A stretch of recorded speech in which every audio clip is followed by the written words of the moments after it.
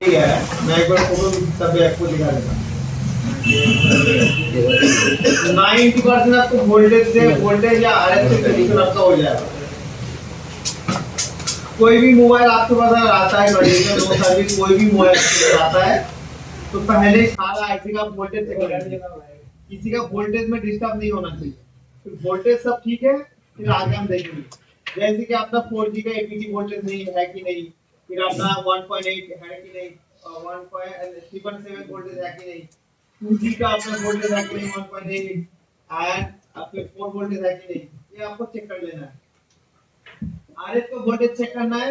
RF का voltage अगर नहीं मिलता है तो तुरंत पावर आईसी को मत हटाइए। पहले आपको आरएफ को एक बार रिप्लेस करके देख लेना है और रिप्लेस करने के टाइम में 3-4 चीज आपको चेक कर लेना है। जैसे कि आरएफ को चेक कर लेना है, फिर आपको एक्सो को चेक कर लेना है, फिर अपना कौन सा है जो जितना भी अपना लाइन है सब चेक कर वोल्टेज लाइन का भी वैल्यू भी चेक कर लेना है। ठीक है, ये तो हो गया। अभी कभी कभी अपना इससे भी अपना सोल्यूशन नहीं मिलता, ये अपना हो गया आपका बेसिक चीज। अभी कभी कभी अपना मोबाइल आता है हार्डवेयर से प्रॉब्लम, लेकिन उसमें हार्डवेयर से क्या प्रॉब्लम आता है, अननोन बेसबैंड। मैं बोला था हार्डवेयर से प्रॉब्लम आता है अननोन बेसबैंड, तो मैं तो बाद में बता दूंगा कितना लाइन लिखाना होता है। ठीक है, तो मैं कुछ कुछ लाइन लिखा रहा हूँ। मैं आपको बोला था शायद कि आपका एंटेना से जो टावर आता है वो पहले 2G पे जाता है, 2G से प्रोसेस होकर कहाँ पे जाता है, आरएफ से सीपीयू में जाता है। तो सीपीयू में कौन सा लाइन में जाता है, कौन सा लाइन से आता है, कौन सा लाइन से जाता है, कौन सा लाइन का आपको वैल्यू चेक करना है कि सीपीयू के साथ कनेक्टिविटी ठीक है कि नहीं, सीपीयू का दिक्कत है कि नहीं, तो उसका मैं एक बार दिखा देता हूँ।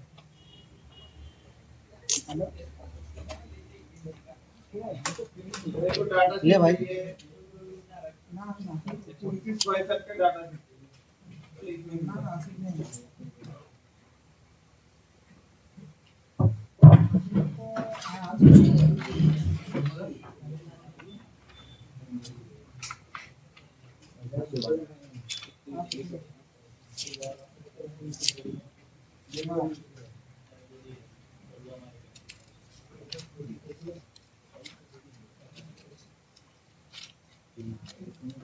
नेटवर्क में जितना डीप में हो सके उतना डीप में चेक करना होता है, क्योंकि नेटवर्क में एक एक कैपेसिटर भी बहुत इंपॉर्टेंट होता है, एक कॉइल भी बहुत इंपॉर्टेंट होता है। ग्राउंड में है तो नहीं चलेगा।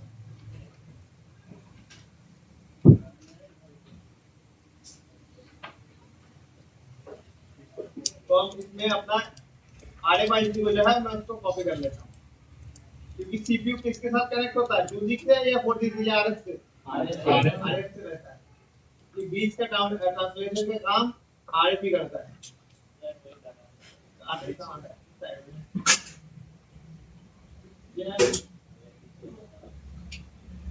कैसे आरएफ है नेटवर्क के इधर ना पूरा एकदम कितना सारा कंपोनेंट होगा, बहुत सारा कंपोनेंट होगा, देखते हैं आपको पता चलेगा। ओ रेडी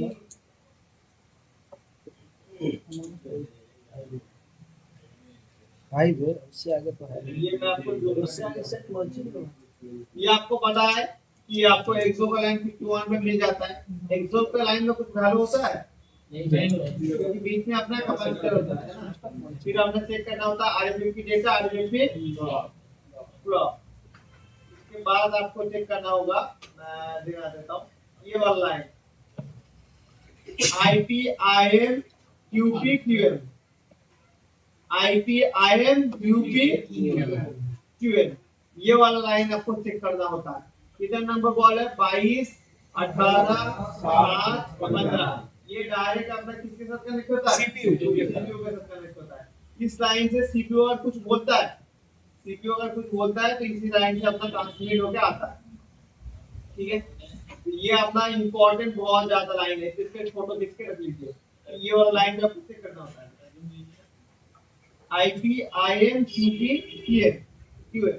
जूम पे देखो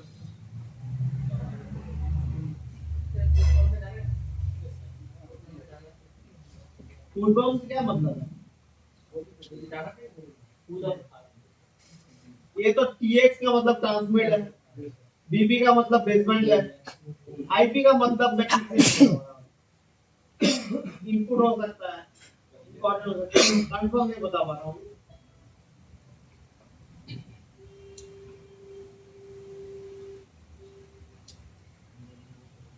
तो ये लाइन आपको चेक करना होगा।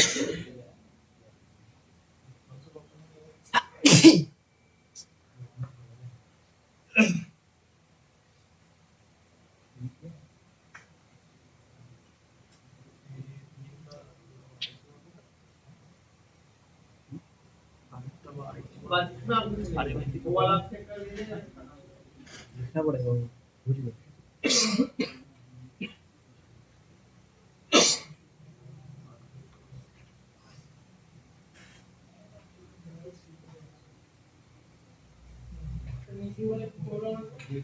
बेसबैंड अननोन का प्रॉब्लम है। ये जो होता है अपना बेसबैंड मतलब सीपीयू से कनेक्टेड है। इस लाइन से सीपीयू सिग्नल डब्ल्यूटीआई को कंट्रोल करता है, मतलब सॉफ्टवेयर का लाइन सिग्नल होता ले है। जाएगा सीपीयू को, पावर आईसी को सिग्नल ले देगा फिर कोई आईसी को।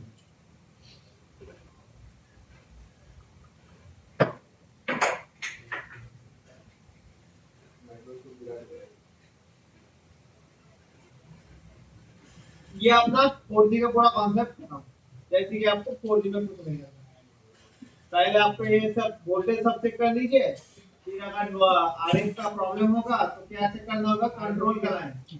ज्यादातर अगर रेडियो ऑफ होता है तो किसको बदलना पड़ता है, आरएफ को। आरएफ से बहुत दिक्कत आता है, रेडियो रिलेटेड जितना भी प्रॉब्लम हो ना तब आरएफ से प्रॉब्लम आता है। इमरजेंसी अगर होता है, इमरजेंसी के लिए अपना 2G भी जिम्मेदार होता है, 4G भी होता है, अपना आरएफ भी कहीं ना कहीं होता है, क्योंकि सारा कनेक्शन लास्ट तक कहाँ में जाता है, आरएफ में जाता है। मान के चलिए 4G तो 4G से दिक्कत नहीं है, लेकिन 4G से तो लाइन जा रहा है, आरएफ का नीचे का जो बॉल है वो हट गया, तब उसको 4G का दिक्कत मानेंगे, आरएफ का दिक्कत मानेंगे।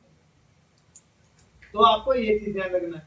फिर आपको अननोन बेसबैंड आता है, तो अननोन बेसबैंड के लिए आपको आरएफ को ही जिम्मेदारी। सबसे ज्यादा प्रॉब्लम कहाँ पे आता है, आरएफ में आता है। मीडियाटेक में सबसे ज्यादा अननोन बेसबैंड हो जाता है।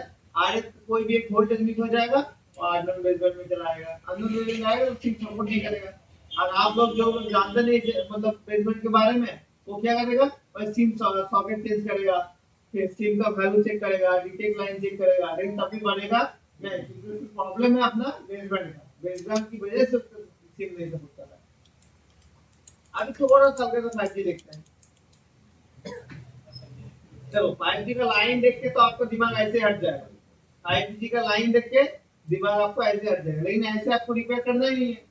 ऐसे रिपेयर करना ही, एक एक आईसी पकड़ना है, एक एक आईसी को पकड़ना है। फॉर एग्जांपल आपको अभी मैं आरएफआईसी को मारता हूँ,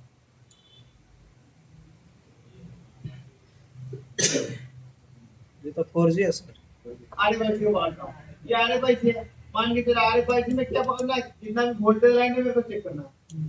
तो क्या करना है, ये आरएफआईसी उठा लेंगे, ये ऊपर ऊपर से जितना वोल्टेज हो सके उतना मेजर कर लेंगे। इसमें कितना वोल्टेज आ रहा है, 1 2 3 4 5 वोल्टेज हम नाप लेंगे, अपना काम। नीचे भी आ रहा है, नीचे भी एक है, इसको भी हम चेक कर लेंगे। एक वोल्टेज अगर कोई वोल्टेज अगर मिसिंग होता है, ये वोल्टेज कहां से आ रहा है वो हम चेक कर लेंगे। या फिर इस आईसी को उठा लेंगे, आरएफआईसी को उठाएंगे और चेक कर लेंगे कि उस वॉल में वैल्यू है कि नहीं। वैल्यू है मतलब कनेक्शन में कोई दिक्कत नहीं है, अगर वैल्यू नहीं है तो कहां से कनेक्शन आ रहा है, वहां से कनेक्शन आपको ठीक करना होगा। फिर ये ठीक कर दिए, फिर हम आ जाते हैं छोटा सा आईसी का। ये छोटा सा आईसी का, ये छोटा आईसी कौन सा वोल्टेज ले रहा है, अपना 2 वोल्टेज ले रहा है, ये अपना 2 वोल्टेज आउट कर रहा है, ठीक है। और इसका इनपुट वोल्टेज कितना है, ये 2 वोल्टेज ले रहा है। ये छोटा आईसी को आपको चेक करना है, ये भी अपना 2 वोल्टेज के अंदर क्या आना चाहिए।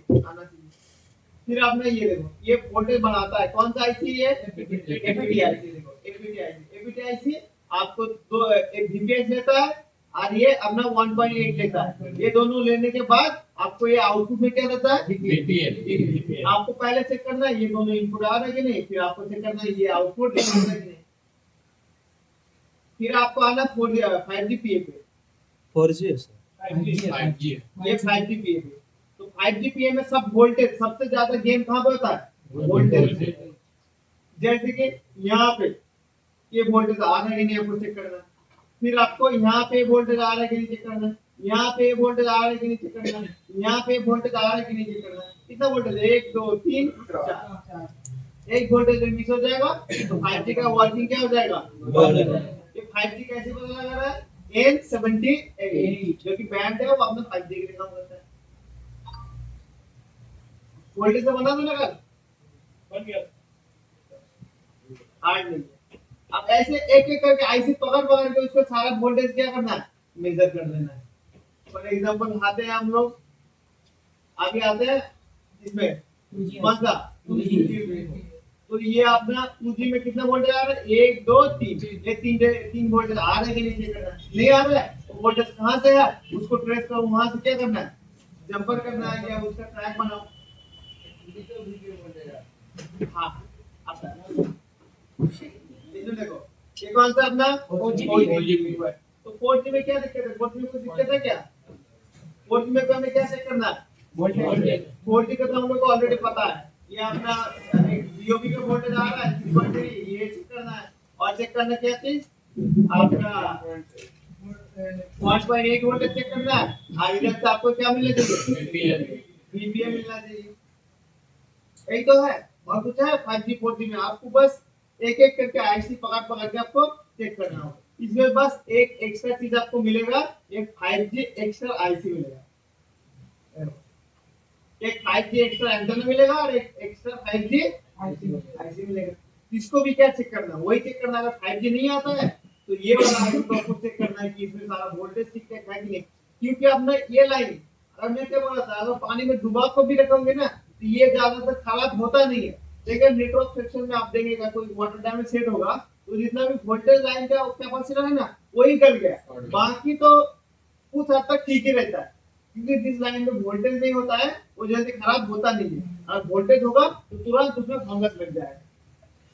एक एक चीज आपको आप देखिएगा, खुद बोर्ड लीजिएगा, पानी में डुबा डुबा दीजिएगा, फिर उसमें वोल्टेज मत दीजिएगा, देखिएगा बोर्ड उतना खराब नहीं हुआ। लेकिन आप तुरंत वोल्टेज देंगे 10-15 मिनट के अंदर उसमें व्हाइट फंगस लग जाएगा।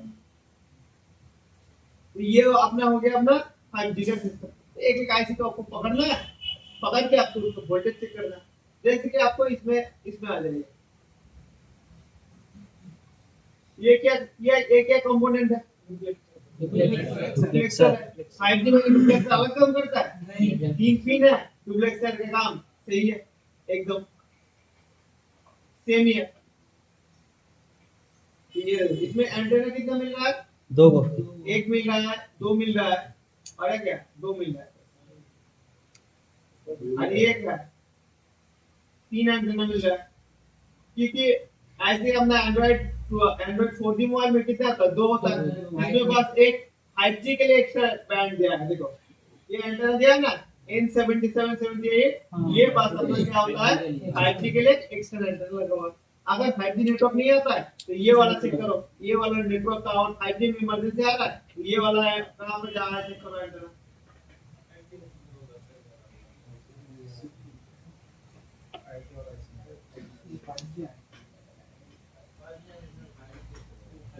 ये कहां पे जा रहा है, 5G आईसी में जा रहा है। और 5G में क्या काम कर रहा है, अंदर नेटवर्क बना रहा है, तो इसमें कोई वोल्टेज मिस होगा या आईसी खराब होगा तब भी अपना 5G नेटवर्क आएगा नहीं। कल जैसे उनका हो रहा था, तो एक वाटर डैमेज था, एक वोल्टेज यहाँ से मिसिंग था, यहाँ से जंपर कर देते। तो आप लोग थोड़ा सा अगर दिमाग खोल के काम करेंगे तो आपको बन ही जाएगा। लेकिन नॉलेज होना चाहिए कि ये 5G आईसी है कि 4G आईसी है। अब मान के चलिए आपको पता नहीं है कि 5G है 4G है, क्योंकि बोर्ड ने कहीं पे लिख के दिया है कि 5G है कि 4G है, लिख के दिया नहीं है। आप सोचेंगे कि आपको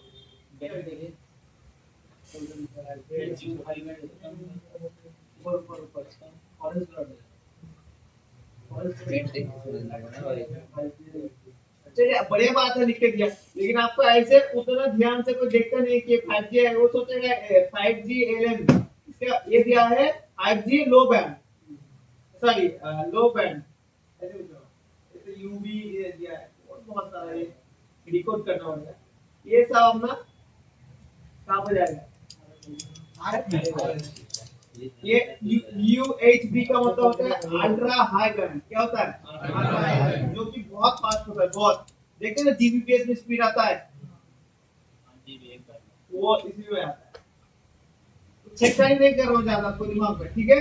तो आपको एक एक आईसी पकड़ना है और क्या देखना है वोल्टेज वोल्टेज नापना है। सबसे ज्यादा अपना प्रॉब्लम वोल्टेज से आएगा ना कि दूसरा जगह में लोड होता ही नहीं है, लोड होता है अपना वोल्टेज में।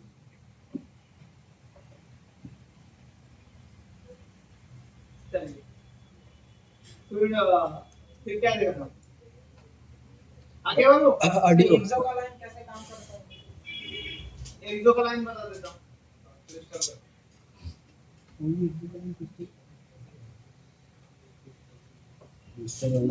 आप लोग पिस्टल से ये सब बता दो। एक बात है, अगर पिस्टल खराब होगा तो अपना मोबाइल डेड होगा नहीं, मोबाइल चालू ही नहीं होगा।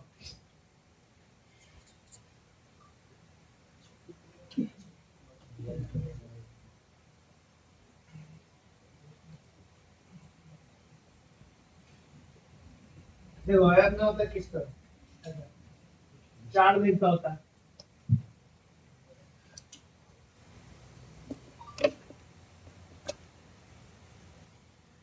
ये पिन होता है, एक पिन होता है, एक पिन होता है, एक पिन होता है, ठीक है। और यहाँ पे अपना होता है पावर आईसी।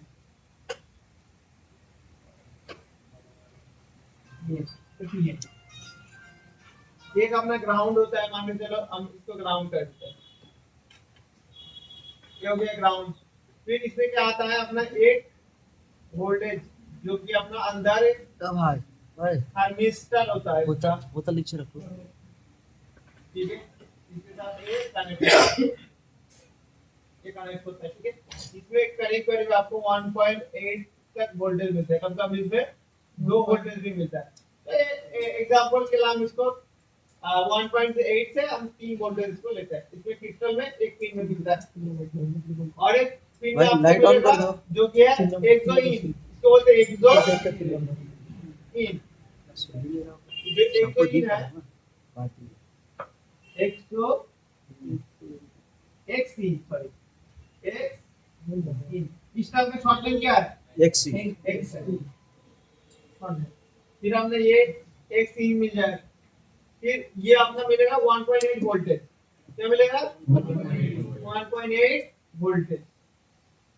फिर अपना ये रेजिस्टर ना, ये रेजिस्टर ये एलडीसी, इसको अंदर ऐसे डिजाइन किया है ना, एक कंपन क्रिएट करता है अंदर, ठीक है। तो ये क्या करता है, अपना ये 1.8 वोल्टेज यहाँ पे इनपुट में आया, इसको हम डिजिटल फ्रीक्वेंसी में कन्वर्ट कर देता है।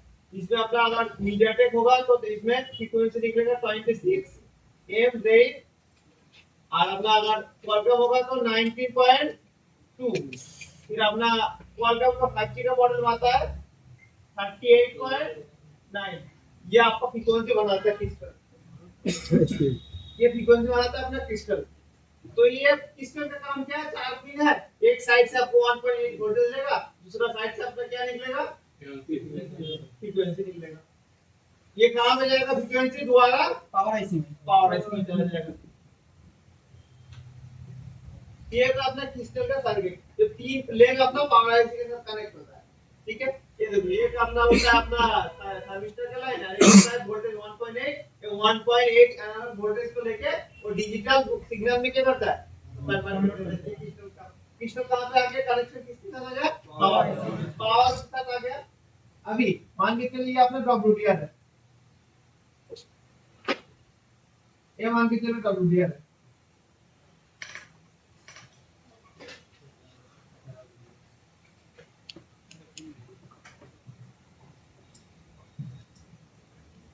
ये मान के चलो अपना डब्ल्यूडीआर, ये आरएफ बोल सकते हैं इसको।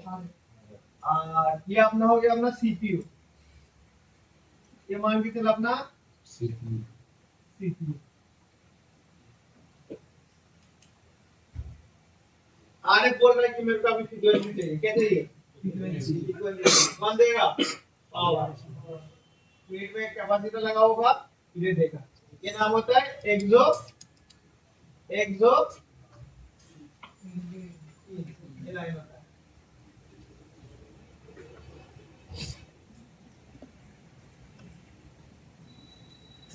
एक्सो कौन देगा इसको, पावर ऐसी को देगा। सीपीयू को चाहिए स्लिप प्रॉप, क्या चाहिए, स्लिप प्रॉप।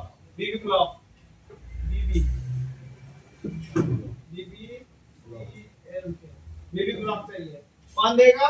Power IC. और अगर इन फ्यूचर अगर कोई और आईसी आता है जिसको क्लॉक चाहिए फ्रीक्वेंसी चाहिए, कौन देगा? Power IC. ये क्या करता है? पावर क्रिस्टल से बना के खुद के अंदर ही लेता है और जिसको जो चाहिए पावर क्या करता है? डिस्ट्रीब्यूट करता है, मैनेज करता है। ये अपना सिस्टम का काम होगा। तो ये होता है एक दो लाइन, ये ऐसे होता है। क्या आपको 10 पावर आईसी से क्या होगा? डायरेक्ट W12 में कनेक्शन आएगा जिससे एक दो का है, लेकिन इसके बीच में कैपेसिटर होगा जिसका वैल्यू ऐसे नाप ले सकते हैं। एक तो देखा था लाइन है ये একটা বেরিয়ে নিয়ে যাচ্ছে বাকি নেটওয়ার্কে দেখলাম ওই লাইনটা জানি এই তো পাওয়ার থেকে ওটা আবার আমার এক বুকে তারপর যাচ্ছে কি পাওয়ার पहले पावर बना ले रहा है खाना, पहले वो खुद अपने घर पे बना रहा है। ये जिसको जो चाहिए वो भेज रहा है। देखो पावर खुद क्रिस्टल से बना के खुद के अंदर ले रहा है। अभी पावर एक दो नेटवर्क पे अलग इनपुट दे रहा है और सीपीयू के लिए अलग क्लॉक लाइन दे रहा है। तो पावर डिस्ट्रीब्यूट कर रहा है। पहले पावर इसको सिग्नल क्या कर रहा है? बना के खुद के अंदर ही ले रहा है। बोलो ওই 1.8 এর সাথে আর ডি ভোল্ট যেটা যাচ্ছে না একটা ওই মানে কম বেশি যাবে ওই ভোল্টেজটা আবার একটু মানে ये क्या होता है? सिस्टम में दूसरा का रेजिस्टर था खान ये একটা রেডিও ওয়েভ আছে, ঠিক আছে? ये फ्रीक्वेंसी ना তৈরি করা হেল্প করছে। বারোটা বলছো बात तो समझो। ये अपना गया क्या थी 1.8। ये अपना यहाँ से अब फ्रीक्वेंसी बनेगा, आउट में आएगा, ठीक है? फ्रीक्वेंसी बनेगा ही नहीं जब तक ए वोल्टेज नहीं मिलेगा, क्योंकि ए वोल्टेज आपको मिलेगा इसके क्रिस्टल है वर्किंग प्रोसेस में आएगा। इसको हटा देंगे इसमें वोल्टेज तो मिलेगा लेकिन इसको फ्रीक्वेंसी बनेगा ही नहीं। आपका काम कर रहा है, मान के चलो ये अपना आ रहा है खाना, क्या आ रहा है? चावल। ये मान के चलो चावल है, ठीक है? ये अपना आग है, ये आग है और ये अपना रजिस्टर जो रजिस्टर है ये हंडी जो कि पानी है उसमें गर्म उबालता हुआ, ठीक है? ये आग के बिना क्या ये चलेगा? नहीं। ये मान के चलो आग जा रहा है, हंडी को गर्म कर रहा है, इसमें हम लोग दे रहे हैं चावल, ये पक के बाहर निकल रहा है। तो अभी ये चावल कहाँ पे जाएगा? ये पावर आईसी के पास ही आएगा। पावर आईसी को ये क्रिस्टल बोल रहा है मुझे भूख लगा है दीजिए, तो ये पावर आईसी इसको देगा। उधर से सीपीयू बोल रहा है मेरे को भूख लगा मेरे को दीजिए, ये पावर आईसी किसको देगा? सीपीयू को। अभी और कोई आ गया उसको भी फ्रीक्वेंसी चाहिए, वो भी डिवाइड करके कौन देगा? Power IC. अब बताओ आप लोग ऐसे समझ जाते हैं? रखना दूंगा इसको, दिमाग थोड़ी इसमें लगाना है। ये अगर खराब होगा तो मोबाइल ऑन होगा। तो इसको चेक करो, नेटवर्क आ रहा है तो यहाँ से लेके यहाँ से एक दो लाइन खींचेंगे। बंदोटा कখন হবে? ব্লক পাবে না বলে ব্লক বন্ধ করে দেবে নাকি? কি বলতো ডেট হয়ে যায় বলতে? ये अगर बंद होगा तो इसमें हार्ट काम करना बंद कर देगा मोबाइल, इसमें वीडियो कार्ड बंद हो जाएगा, अपना पावर आईसी का काम आधा रुक जाएगा। पावर आईसी को फ्रीक्वेंसी थोड़ा बहुत लगता है इसको चलने के लिए। तो जब ये सब मिलेगा नहीं, नेटवर्क को तो छोड़ो, नेटवर्क को बिना तो मोबाइल चलता है, लेकिन सीपीयू को हार्ट बीट बंद कर देंगे तो कैसा होगा? हार्ट है मोबाइल, हार्ट हर टाइम पंप करता है जैसे ब्लड को, ये हट गया तो ब्लड हट जाएगा तो इंसान तो एक बार प्रैक्टिकल दिखाया इसमें सब। सब दिखाएगा, बताएगा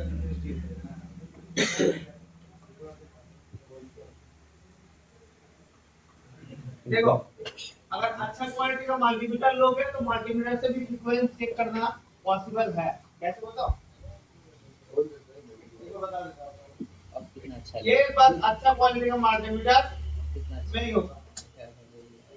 ये आपको तो 1.8 वोल्टेज यहाँ पे मिल जाएगा, आपको मल्टीमीटर से दिख जाएगा ये वोल्टेज।